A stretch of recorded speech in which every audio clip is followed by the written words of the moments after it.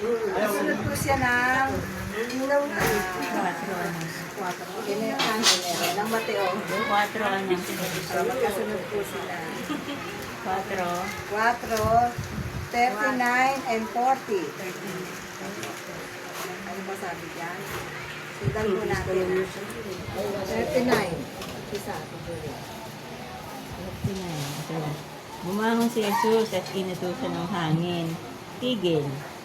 At sinabi sa dagat, tumahimik ka. Tumigil ang hangin at tumahimik ang dagat. Sa 40, pagkatapos sinabi niya sa mga alagad, bakit kayo natatakot? Wala pa ba kayong pananampalataya? Pananalig? Wala pa kayong pananalig? Yung 40. Sige na, sabihin mo na 41. Sinidlan sila ng matinding takot at ng gilalas. At nagsabi sa isa't isa, sino kaya ito at sinusunod maging ang hangin at dagat? Sinusunod. Tayo muna po manalangin. Amang banal, salamat po sa oras na ito. Patuloy niyo po kami binibigyan ng kaliwanagan at ng paggabay sa bawat araw, bawat oras.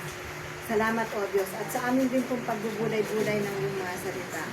Bigyan mo po kami ng malawak na pangunawa at ito po ay natanim sa aming puso at kaisipan.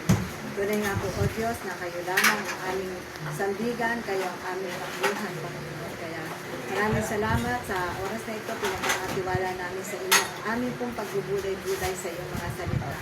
Salamat, O Diyos, sa iyong papapuri, pasasalamat sa pangalan ng Panginoong Yesus at ng Panginoong Espiritu. Amen.